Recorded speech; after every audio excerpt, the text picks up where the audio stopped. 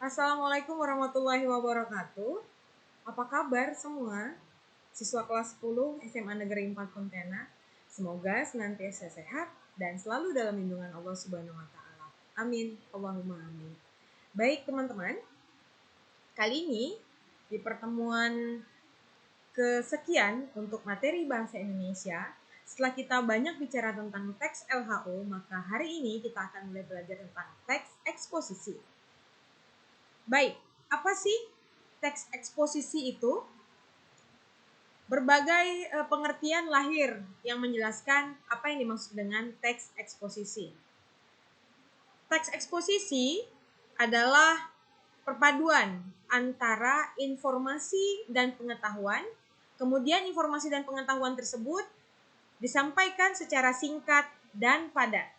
Di pengertian lain menyatakan bahwa teks eksposisi adalah teks yang menerangkan suatu pokok masalah yang dapat memperluas wawasan pembaca untuk mempertegas masalah yang disampaikan.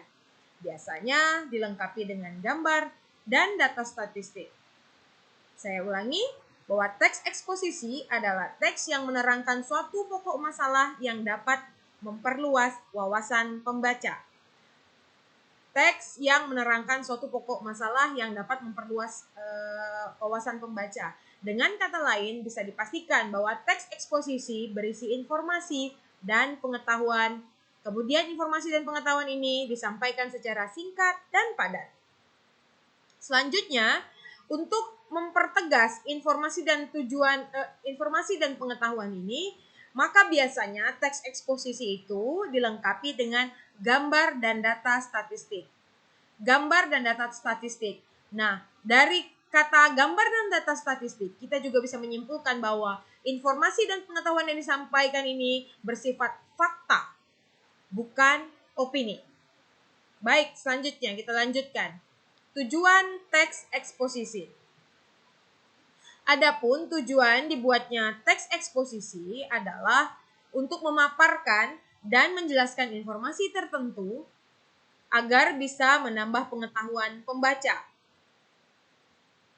Saya ulangi, tujuan dari dibuatnya teks eksposisi ini adalah memaparkan dan menjelaskan informasi tertentu agar bisa menambah pengetahuan pembaca.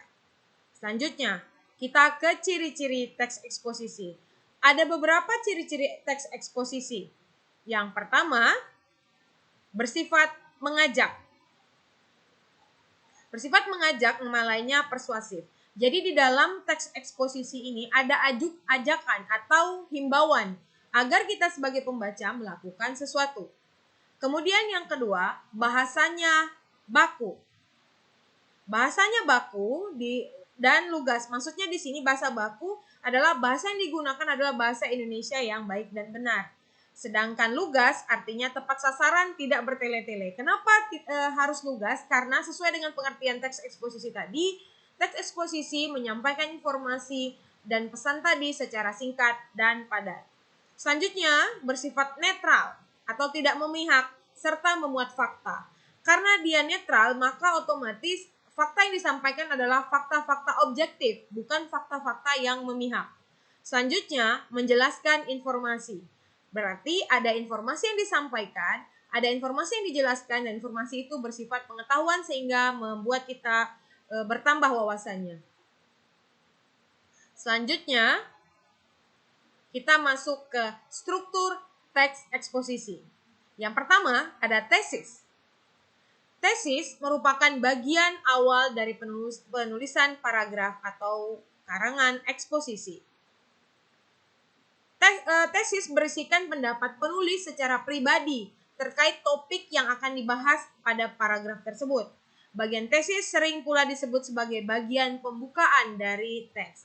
Jadi bagian tesis ini adalah bagian pengantar teman-teman, di mana kita belum masuk ke permasalahan, masih mengantarkan informasi atau wawasan apa yang akan kita sampaikan.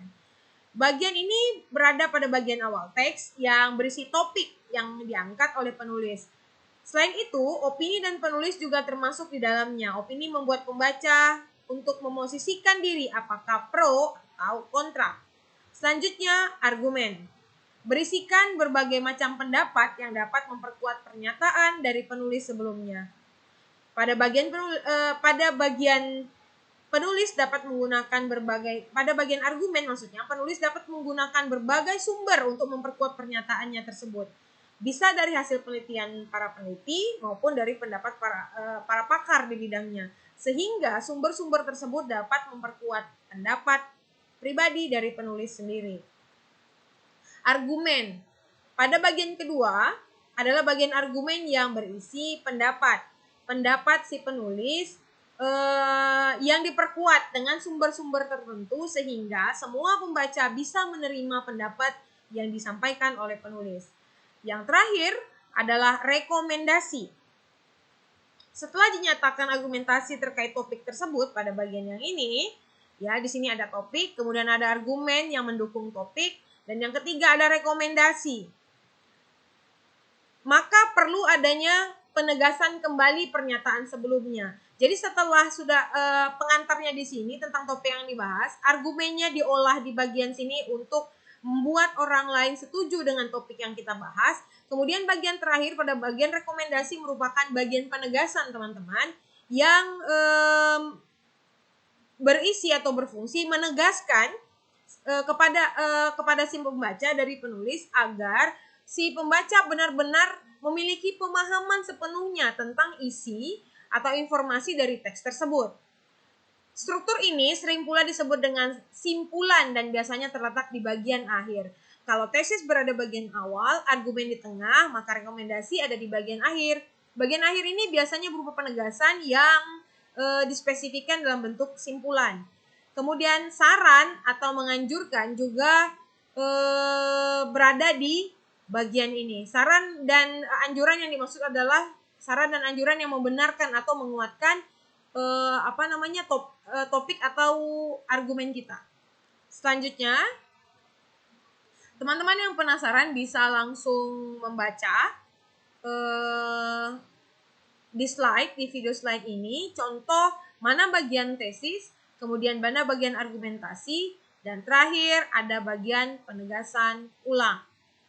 Nah, baik teman-teman, siswa kelas 10 dimanapun kalian berada, terutama siswa kelas 10 SMA Negeri 4 Pontianak, silakan menikmati informasi teks eksposisi ini, dan kalian yang mungkin kurang bisa memahami penjelasan ini dengan baik, disilakan untuk bertanya di forum Google Classroom pada kelas kalian masing-masing, terutama pada mapel bahasa Indonesia. Insya Allah saya akan menjawab semua pertanyaan kalian pada form Google Classroom mapel bahasa Indonesia. Terima kasih atas perhatiannya. Mohon maaf atas segala kekurangan.